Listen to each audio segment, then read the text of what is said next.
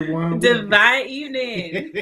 We are live. We are live with Brr, brr, brr, brr. Bryn Drescher. Bryn Drescher. Your Hey, mindset Instagram. coach. Yeah. Yes. Hey, Instagram. Hey, YouTube. Hey, Facebook. I think that's everybody. We Hey, got two world. YouTubes here. What's Hey, up, y'all? everybody. What's up? So, listen, we're really excited to bring in Bryn because we're talking about something that's honestly monumental that's about to go down on February 18th. If you're not aware about it, we are doing the Integrator Summit to integrate mind, body, and spirit in order for you to reach your next level of self-mastery. Yes. So we have Bryn, who excels at mindset. She is a mindset coach, and she's going to be sharing with us one of the fundamental things when you are doing anything on wherever you at on your journey. You have to have that right mindset. True. This is true. So we're your favorite spiritual couple. Y'all may know about us. If not, you're going to learn today. But Bryn, why don't you tell us a little bit about yourself? Yeah. So my name is Bryn Drescher. Of course, I like to go by Coach Bryn. Most of my coaching life, and just so everybody that's watching on my Instagram knows, I'm live on of several platforms at the same time. Wow, technology. Anyway, so the point of this is that, I've been coaching for a while. I come from the world of athletics. Initially, athletes were my clients. I mean, it was a mixture over the years, but athletes was kind of what I settled on. And then through getting involved in some other organizations, it's opened up to entrepreneurs as well, because interestingly enough, what I feel athletes and entrepreneurs have in common is that they all are uniquely gifted, think outside the box, and yet still struggle with coming up against themselves in the process of breaking free from the chains of, conventional processes. So anyway, so I help athletes and entrepreneurs win more and make more money. And I do that by helping them, overcome themselves. So that's it. That's huge. Love that. That is huge, because honestly, 9 times out of 10, if you can't get yourself to the next level, you are in your own way.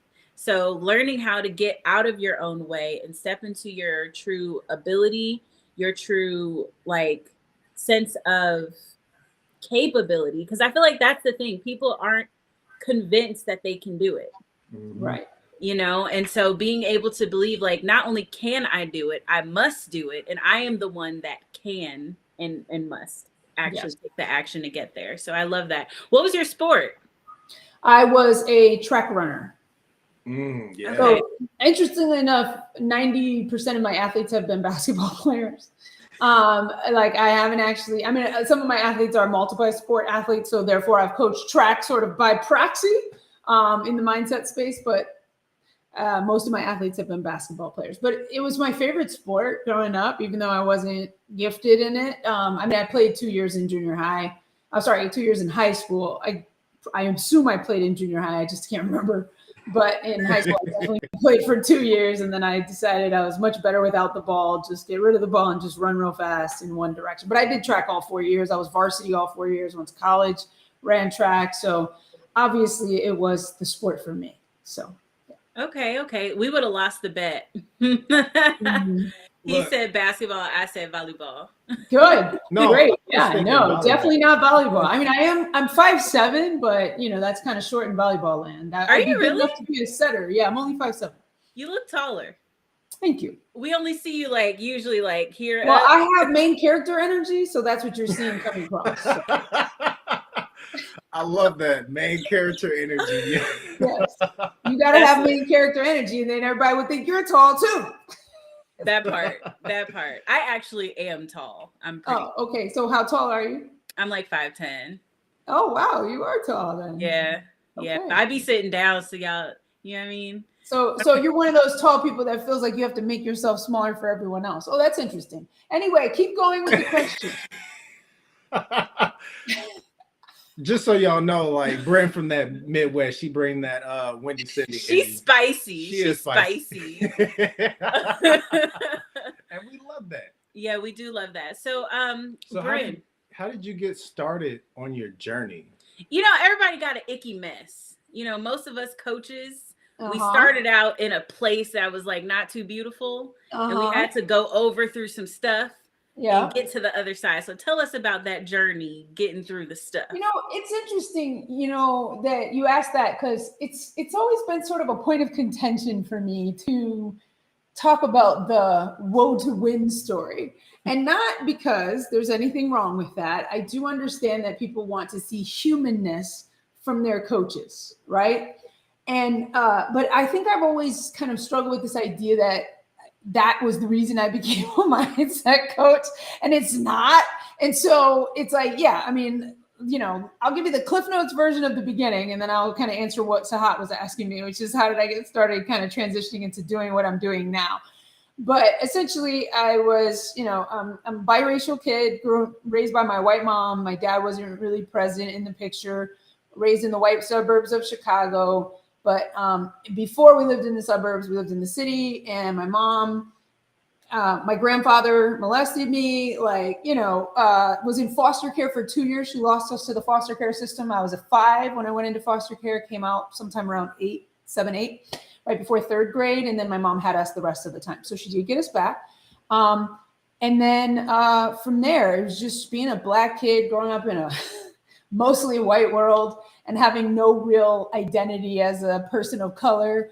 And so figuring that whole situation out on my own without having any role model in the house, no one that was going to talk to me about it, and me not coming home to talk to her because what did she know? And so, you know, just stuff like that. But I mean, ultimately had a pretty good high school experience. Unlike most people, I actually enjoyed high school. My mom was a hoarder. So we were like the smelly kids for a little while because she liked cats and all of that. House burned down freshman year in high school. And then, yeah, true story. It happened. But the good news is we got a new house. So it was kind of a good thing, even though unfortunately a lot of cats died in the process and, you know, all that. So, and then, you know, just going off to college, you know, and doing what I thought what I was supposed to do. And I think what got me fascinated, I've always been interested. I was in track. I was a captain, very vocal, always, you know, same kid, just very, what's the word they use? I forget. But anyway, when you're kind of beyond your years or whatever, I don't know that term, but, you know, always being so vocal, outspoken, whatever. Huh?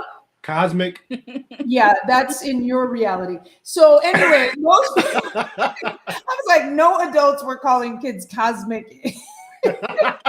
This is true. It's like they come from another dimension. No, like it's not incorrigible, but it's that thing where they're like, I can't think of the word right now. But anyway, point of the fact is, what got me interested, like, of mindset was that there was a time in my life, because of all the stuff that had happened to me, I would say, that I kind of thought that there was like a predestination. I was just talking about this earlier to my coach. I kind of, you know, I believed that, oh, I was born poor and some people are born rich and that's just what happens, right? And so it was just like, this is my lot in life, right? And then I grew up Catholic, and I always felt it was a bit problematic, like not necessarily like, it didn't bother me per se what they were teaching, but it was also kind of like this thing of like, wait, my logic brain was like, wait, so the kid down the street, if he follows everything that his rabbi's telling him, he's not going to heaven? It was like, nope, this is the only way. And I was like, that doesn't make sense. So, you know, that was when I kind of started, you know, I was always looking for something, right? And then I found gospel churches actually, and I loved them, Baptist, whatever. I didn't like the length of the services, let's be real. I mean, Catholics, you're in and out in 45 minutes. But, you know, but the gospel churches had the better music. And so when I got more into like the Black side of my identity, I guess, or culture, I really fell in love with it. And I was like, oh yeah, this is great. But it was also just navigating that whole process, what that meant for me and all that. So I've been gifted, I think, to come from two different worlds because it gave me a lot of perspective when it comes to race relations, when it comes to lots of things, because I kind of walked on both sides and also had no idea about both sides in a lot of ways as well, even though I was living it. So a long way around to say that one thing that just really perked me up. I mean, I majored in political philosophy in college. It was political theory and constitutional democracy. At one time, I wanted to be a lawyer. So I was always fascinated by the way people thought. Like I used to read books, even though I thought it was cool. But then after a while, I decided to drop that. But the idea of like reading, what do you call those things? Oh, books about serial killers, not like or little exposés or whatever. Because I was just fascinated, like how does someone? Because I've always been interested with the mind. I think ever since, right? I wanted to major in psychology, but Psych 101 killed that dream. You guys know what I'm talking about. Those intro courses. You're like, yes, I'm going to major in this. And then I'm like, this is terrible. But that's how they weed us out. The ones that aren't passionate enough. They just give us a little bit too much science. And I was like, and then I took Psych 209, which was brain and behavior, which was all synapses, neurons, and oh, it was terrible. I mean, it was science-based. It wasn't like the stuff I was more interested in. So anyway, so I took 2 psych courses and that was that. And I wanted to be a lawyer. I knew that because I think also just champion for people, always wanting to be with people. So ultimately through many hats, Sahat, to really sum it up, I just eventually found like I was already helping people, always kind of insightful, giving good advice, that kind of stuff, but never really practicing it. And then I just really went hard on my own personal development, self-educated, not licensed or anything like that. And then just kind of was like, yeah, this is what I want to do. Like when I'm coaching, I can't think of another time, or if I'm helping somebody through something, I can't think of another time where I feel more expressed through, if that makes sense. So. Oh, infinitely. I love that. Yeah. And you know, I love that you don't let something like a license or some kind of piece of paper that you get from an institution to hold you up, because what did our ancestors do? You know, they weren't going to these colleges and getting degrees, and no, experience was their teacher. Exactly. Well, in some ways though, the Moors were the educators of the kings and the queens. We know this, right? So regardless, my thing is, if you need a piece of paper, then I'm not your person. Because ultimately what you really want to know is if your arm is cut off, you just want to know, can I help you with the pain? You're not really all that concerned with where I studied. When I walk into a doctor's office, I'm not like, where'd you go? Harvard, Yale, where? Okay, no, we're not going to this doctor, you know,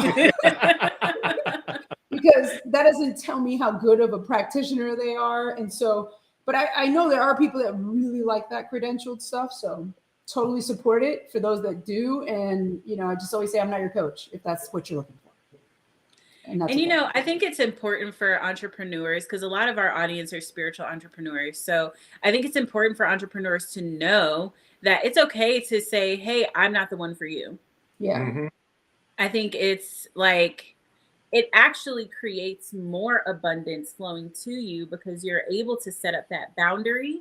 Yeah. And so the things that aren't for you that end up creating friction, actually, like, you free that up, and then it allows things to flow more into your existence. So because you can't serve everyone, right? Exactly.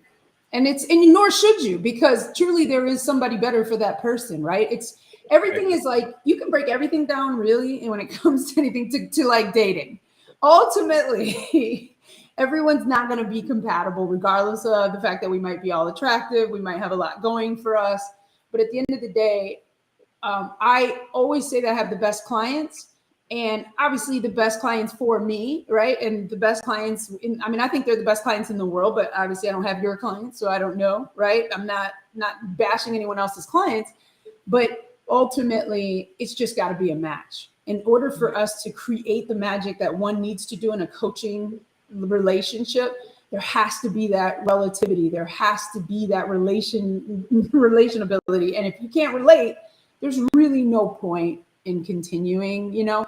And so it's not like I don't have the magic answer for everybody, because just like somebody who speaks Chinese can't necessarily communicate with me if I don't know how to speak their language. It's similar in the coaching world. So.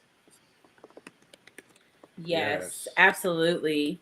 So I want you to talk to us a little bit about, like, okay, how do you get someone, let's say someone is in their own way. How do you get them to master their own mindset in order to take them to the next level? Well, thank you, Tammy. Just on Instagram. One of the things that I find interesting is that, you know, we are the source and the solution to everything in our life. So technically, yes, we're all in our own way, but we're also the gatekeeper to open the gates and let the flood in. So that's the good news, right? So it's like kind of the bad news is you're the problem, but the good news is you're also the solution. So yay. So I think that, the first thing that I do with my clients, and it's so important, and I don't think people understand the depths that this can go to, is just awareness. Most people don't know what they don't know.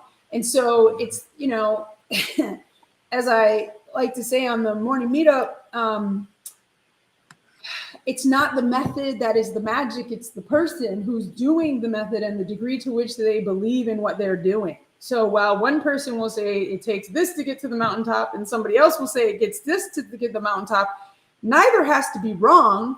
It's more about which one feels right to you, that you could put the most of you behind it, right? Mm-hmm. So a lot of times we're following someone else's blueprint and then wondering why we're not getting results because we don't like it. We don't believe in it. We don't understand it, but we're kind of just like, well, they got to the mountaintop, so this must be the only way. Yet the mountaintop is 360 degrees around, and there are many paths that could be better, could be worse for any individual. So one is knowing thyself, right? You have to start with your awareness of self, awareness of the world, awareness of all the ways that you're looking at things, to then get the wider view of honing in and focusing in on the particular areas where you are holding yourself back. So first it's becoming, zooming out before we can focus in. Yes, find what resonates with you. Yeah. Because that will be your best guide. Yep. It's true. And you can change outcomes based upon your belief too. Mm-hmm. Like going back to the Catholic thing, right? I was born and raised Catholic too. I'm half Haitian. My mom's side of the family is fully Haitian. My dad's American. And so I was an altar girl in the Catholic church, in the American church, and in the Haitian church. So I knew the whole program in French and in English. Like it was nice. But magnifique. But at the same time, like when you grow up in a certain ideology, you grow up believing that is true. And your level of belief is what manifests it in your reality. So like you were saying, like the Catholic versus the the Jewish kid or whatever, those two people grew up with very different ideals and beliefs and values, maybe similar values, but they grew up and that was their world, right? And as you get older, if you continue to believe that, then it is true for you. And I think that's what's amazing about multidimensionality, is because we're creating these little worlds and dimensions within the same space. They say that, there's his truth, her truth, and like there's three truths, his version, her version, and like the truth. The truth, right? But there really is no truth. In my opinion, there's no universal truth. There's just really your truth and my truth. And so your truth, but what we have to understand when it comes to truth is that your truth doesn't have to be wrong in order for someone else's to be right. In fact, you can have all the different truths, hence why the multidimensionality, right? But when you talk about that kind of stuff, that's really complicated for people to understand and grasp, because they're just trying to, all they know is, look, I don't know about your different dimensions, but how do I pay my rent? How do I, like, hey, it sounds great about this whole 5D, 4D, 3D nonsense, but what are we doing with, right now it hurts and I need help, right? And so I think the most important thing that I do, and why I start my clients on my 8-week versus my year-long, because my year-long wants to talk about the more high level, the more, kind of in the cosmos type stuff that Sahat likes to talk about. But you got to build people up to that, because some people are, we're conditioned. We grew up in this world and we got fed a narrative that, like you said, if I'm growing up Catholic and I'm being told that's the only way to the top of the mountain, then I'm like, okay, cool. Then I guess that's the way. And I'm so lucky. Oh my God, why was I born Catholic? And you poor thing. You were born in another country, in another religion. So easy for me. I got born in the right place at the right time. I'm so blessed. Right. And that's where I have my issue with religion, of course, but it's that idea, like, you were born Jewish, going to hell. I was born Catholic, heaven bound, as long as I say 3 Hail Marys and 4 Our Fathers, I'll be fine. So, but there's so many different ways, right? Yeah. So I think the one thing the world could benefit from is not feeling like someone else's truth has to be wrong in order for mine to be right, or being threatened by your truth because I have a different truth. Because in my reality, I'm the operant power. There's no other body in my universe, and in yours, you're the same. So, but that's again getting up in that high level. So it's just, for me, it's teaching everybody that whatever's out there is a reflection, and it's all about what's in here. And so going in. And it's like, we want to go out. No, they said this to me. And I'm like, it doesn't matter. What did you believe that attracted that? Let's go in. Let's deal with that. But, everybody's like, make lists, get rid of your toxic people. Like, yeah, you just got to get rid of them. I'm like, well, you've been getting rid of for a long time unless you change it.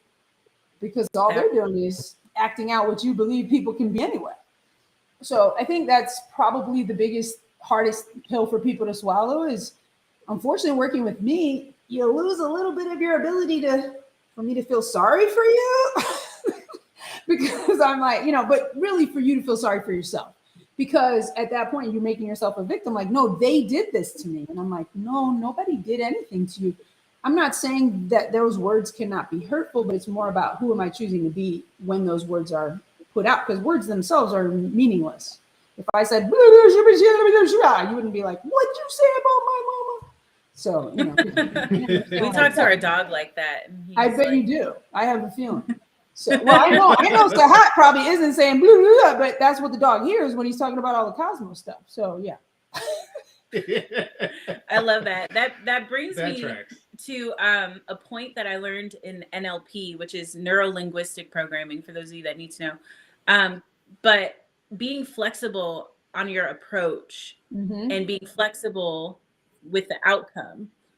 Sometimes we enter a situation and we have a picture in our mind, like it's going to turn out just like this, right? And then when it doesn't go that way, automatically our defenses go up, we get frustrated, we get angry, we get overwhelmed, right? But I feel as though there's a couple of things. One, it's a signal that you are not in alignment, or it is something that is arising to get you on the track to where you want to end up. Right. One of those two things. And either way, it's a good thing. And I feel like one thing that we need to master in terms of mindset is realizing that when adversity shows up in our life, it's not necessarily, oh my God, it's the end of the world. Like, you don't have to freak out about it. Like, be flexible in your approach. Be flexible. Like you said, there's many ways to the top of the mountain. Yeah. You don't have to go the same way every single time. I love that. Yeah. And there's something very important in that, where we actually choose on a spiritual level the life that we chose. Yes. And these are catalysts for us to get that opportunity to transform, to alchemize and change so that we can gain that self-mastery. So just like you mentioned, you didn't allow your background to keep you from getting to where you're at right now. You're helping other people to remove those blockages within themselves so that they can see the magnificence within themselves. Right. And that's where those infinite possibilities, we create our own reality. I'm not creating the same reality that Bryn has. We may be on the same wavelength, but she's creating her reality. I'm creating my reality. And there may be some potentiality, some focal points where it's like, hey, we're going to come together and, this resonates. Let's bring this together. And we co-create together real quick. Yeah. Like this Integrator Summit. Right. Absolutely. I think it's really important that people look at those. I think that's what scares people, though, is like when we start talking about creating your own reality, everybody wants to be able to do that. And then there's that level of,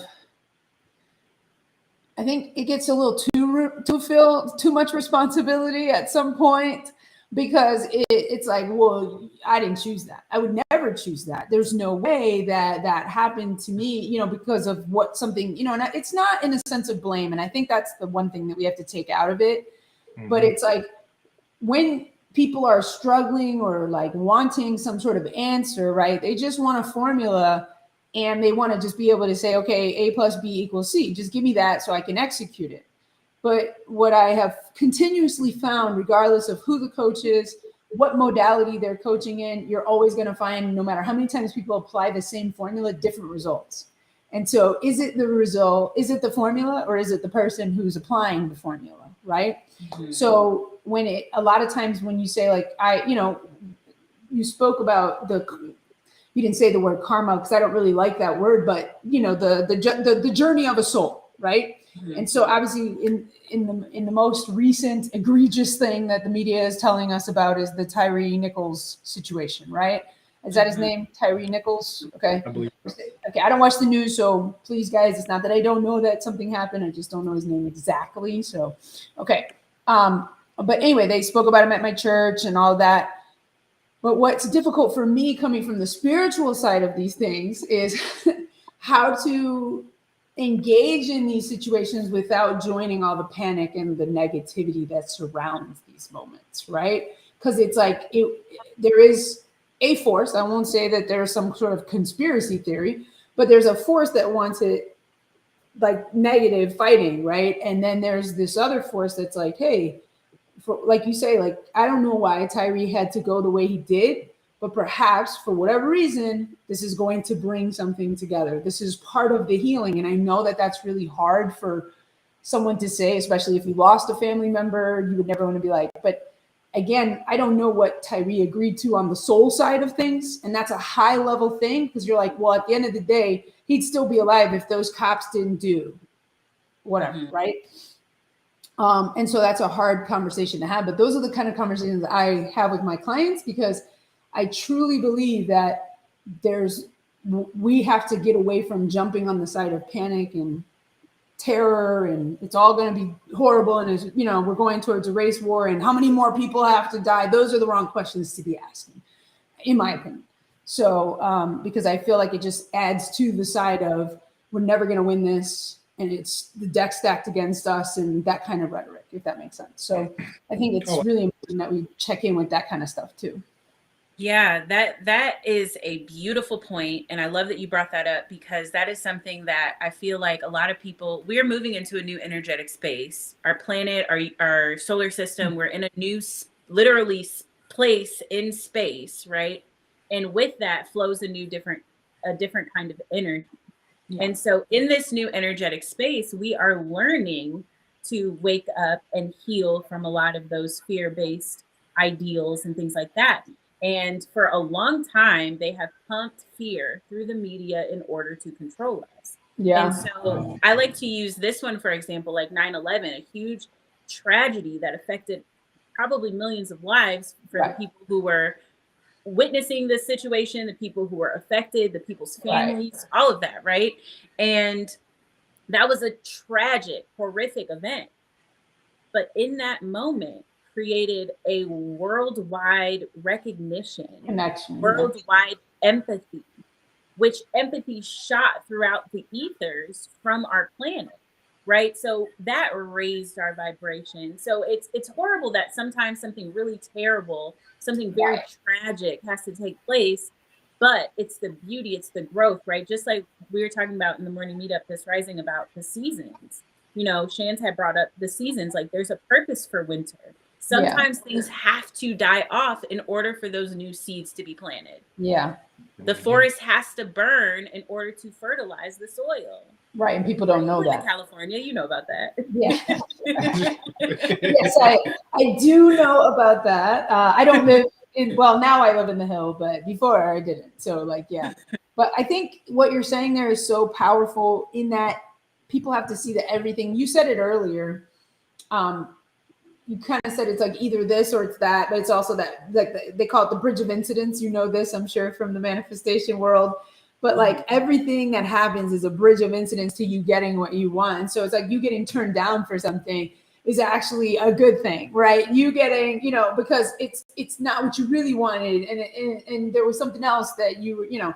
So it's difficult though for people to. It's funny because we spend all of our time preparing ourselves. Or I would say a good majority of society, let me say this, because I don't want to identify with that anymore, but there is a good portion of society that spends a good time preparing themselves for worst case scenario outcomes. Okay.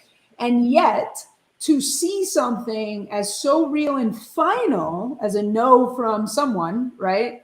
That becomes like, that's, you know, and I always say this to my clients, and I know this is possibly, you know, I do it when I'm with my private clients. So, you know, saying this could be risky, but I'm always like, no doesn't mean no, unless we're talking about in a consent situation type situation, right? So I'm like, I always clarify that, but it's that idea that, you know, somebody's no is not final. If you just understand that that's based on your old thinking, and it could be, if you really want that thing, you can still have it. Now, obviously, again, keeping out of the context of sexual, you know, intimacy relationships, you know, outside of that, it's like, get that a no does not mean final. It just means that what are you going to do? And I love the story of Neville Goddard. You guys familiar with Neville? Yes? No? Yes. And there's a story, not the Abdullah one, but the army one. So he wanted to get out of the army, so he petitioned to get out. And then they said no. And I mean, you figure if the army says no, nobody's like, oh, I can turn that around. That's the U.S. government. You know what I mean? You're just like, oh, I guess I'm not getting out. But not Neville. He goes to sleep 9 nights in his bed, in his imagination, in his home. And then they repeal the decision 9 days later. So it's like, that's an example of not taking a no as final and turning something around. I love that. No doesn't mean no. It just means not right now. Exactly. And you bring up a powerful point. He focused on that in his mind because, you know, when you get into NLP, there's a study where they took 3 basketball teams and they told one to go out and practice as they normally do. They told one to go home and just chill. And they told the other ones to not physically practice, but to practice every day like they would, but in their minds. And the ones that didn't practice didn't do good. The ones that practiced did well. And the ones that practiced in their mind did just as good as the team that physically practiced, because your mind is that powerful that if you visualize it with pure intention and with your inner truth, like this is true, this is happening, then you will manifest that into your reality. Absolutely. Yeah. Thoughts are things. And the reason being, I know everybody hears that all the time, like thoughts are things, but we don't really understand or understand what that means. Let's break it down for you real quick in a consumable way. Thoughts are vibrations. Everything is a vibration, right? Down to the smallest atom in your body. It is a tiny bit of matter that is vibrating at a frequency, right? Your thoughts also are frequencies that are emitted into the ethers, that go into the field, that become a possible, like a realm of possibilities. That's what the field is, basically, a realm of possibilities. You, with your consciousness, have every ability to grab upon that and bring it into your physical life with your level of belief and with your emotion. Emotions are energy in motion, right? I kind of talked a little bit about this rising. Emotions are energy in motion. All you have to do is get the momentum towards what it is that you are looking to achieve, or whatever your outcome is, in order to bring that manifestation into your life. So your mind is the most powerful tool on the planet. I think 19 Keys said this: the most powerful nation in the world is the imagination. That is so true. Yeah. It's also, though, like what you said, everybody says, you know, they mistake that. They hear everything you're saying. It sounds so nice, right? I mean, you put it so well. I mean, thoughts, energy, emotion, all wonderful things. I do think positive. Why don't I have the shit? I am doing this stuff. Why don't I have it? And I'm like, okay, well, you did some affirmations. You had some positive thoughts. How was the rest of your day?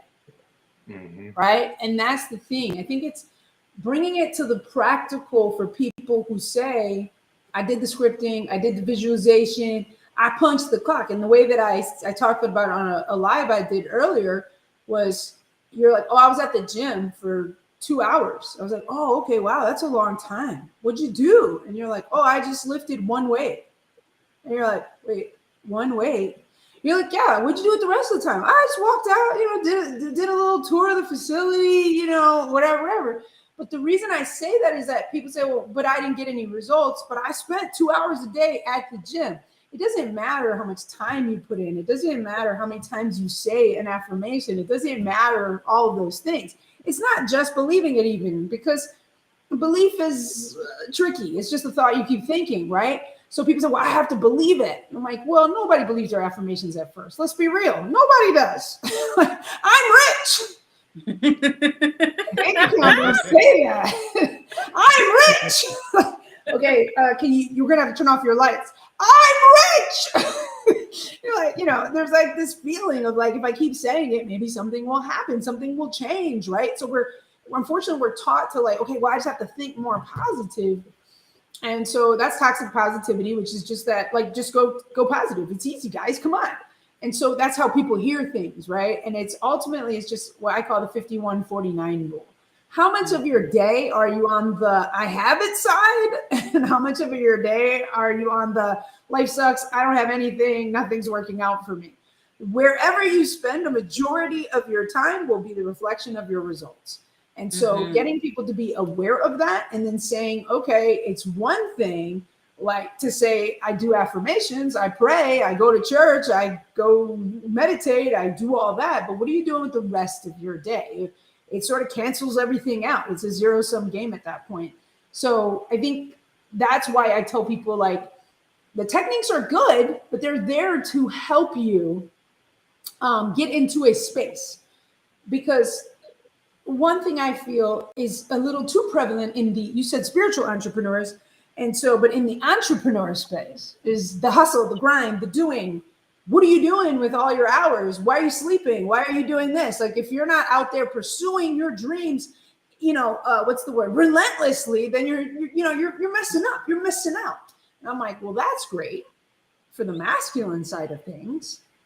Where's the feminine side, which is the drawing to, the summoning? Because I have had things just fall in my lap. Like this. I speak places. Great. And then Raella's like, oh, Bryn should speak for our summit. She doesn't know that I put out there that I want to be a part of more speaking engagements in 2023. So then I don't have to say that out loud. I tell the universe and it goes and finds me opportunities and they come to me. And that's the part that I want to teach people, because too many people are teaching, go get it. Go get it. Don't wait for your ship to come in. Go get it. And everybody thinks that's the easy part is, oh, I just work hard. But the hard work is actually done right up here. And that's the work that nobody wants to do. Just give me a formula. How much salt, how much paprika, how much cayenne? I'm good. I'm like, well, I don't have that for you. But here's what you have to do. You just have to believe in what you don't see for as long as possible. And you're like, okay, that sounds terrible. How much cayenne? Like, maybe I didn't put enough. And so I think that's where the issue is, right? People want tangible, give me something practical so I can get after it and then I can go do it. And so when you have a spiritual entrepreneur that's like, yeah, I made the most money I made last year and I didn't work really all that hard. And they're like, so you could have made more. I'm like, no, I was good. Yeah. And this year I'm gonna make even more than that. Right. But because I now know that I can create opportunities and don't have to go working clocks 24/7 all the time. Mm-hmm. I love that, because you're right. People want the formula. But and I want to go back to the affirmations. I'm rich, I'm rich, I'm rich. Yeah. There are opposing forces within your mind. You got the conscious mind that says, I'm rich. Mm-hmm. And then you have the unconscious mind that's like, we don't believe that. Yeah. Like, show me different. Right. Where's the proof? We need the proof. You got the receipts, like, but what you have to do is you have to get both your conscious and your unconscious mind on the same page. You have to get them both on board. So if you want the formula, you want the measurement of cayenne pepper, right. This is the measurement right here. Your unconscious mind has to believe what your conscious mind is projecting. Yep. And the way to do that, and that's why affirmations are important, is through repetition. Exactly. Exactly. You have to repeat it. And that's what programming is. That's what the media has done to us ever since we were popping out the womb, is they programmed us, right? So now you have to unlearn the programming and relearn the programming that you desire, the programming that is going to get you to that next level. Yep. Mm-hmm. And then you have to truly believe it in your heart, because how do people who do magic, for example, like when they take a napkin and turn it into a piece of money, how do they do that?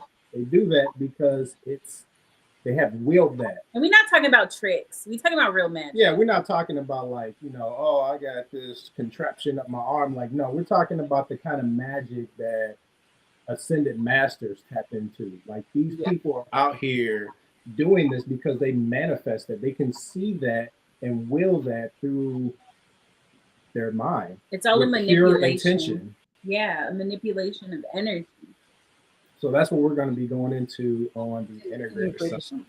Yeah, so for everyone watching, it's a free event. It's February 18th from 8 a.m. to 6 p.m. on Pacific Central time. Central. Yeah. That's a new one, guys. Central. Put that in your calendar. You heard it here first. It's every time zone. It's two different time zones at the same time. I don't know how she's going to do it. Tell us. What time is it in Central? Magic. From 8 a.m. Is it 2-4? Is it 2-4? Is that what it is? It's 2-4? Okay. Oh, man. From 8 a.m. to 6 p.m. Pacific Standard Time. Yes. So, yeah. It's going to be amazing. Just go to theintegratorsummit.com. We have amazing lineup of speakers. Bryn Drescher is going to be one of them. So you got to come. I mean, come on now. It's free. It is free $99. Don't miss out. Don't miss out. Yeah. Invite your peoples, because this is about to shift. If you're looking to change your life, this is going to get you there. Yeah, like let's take 2023 to the next level. A lot of people focus on one aspect, and Bryn told you, like, mindset, the 8-week course is just the tip of the iceberg. Yeah. But you gotta balance the mind, body, and spirit in order to really master self. It's a lifestyle. It's definitely not a course. Definitely. I mean, not my thing. I'm just saying in general, right? Like, I always tell my clients, you're going to be a different person by the time this is done. So there's no way that you can be you're not going to start this and finish this course being the same person. And that my clients time and time again are like, you're right. Oh my gosh, it did work. So I'm grateful for that. I love that. Our last couple seconds here, if you were to drop a gem for the people, like draw back the curtain for us, what is one thing that you're going to teach or share at the Integrator Summit? I really, I know this is a terrible thing to say, probably. You're like, say something really wow, but I kind of speak from spirit in the time, right? But I was talking a little bit about, this morning, I was talking with my clients about this idea that patience, right? You hear that so much, and about the whole thing about the time construct. And so really helping people be extemporaneous, which we know means out of time. For those of us that have really big vocabularies, let's just make it real simple. Like, $5 words that just mean out of time, like to operate out of time, and to learn how truly, if you can look at the world as a mirror and understand that if there's a smudge on your face, cleaning the mirror won't work. So what I said today was there's about 8 billion people on the planet, and you can take the time to change all 799,999,000, that number, or you can just change yourself, and then everything else changes as a result. And so the big thing is, as Neville is famously quoted as saying, there is no one to change but self. And so once you get that, that's the main thing. So really teaching you how to come in versus out, and then be able to then project out like a movie projector, the movie and life of your dreams. I couldn't have said it no better myself. And then I just got Michael Jackson playing in the back of my head. I'm starting with the man in the mirror.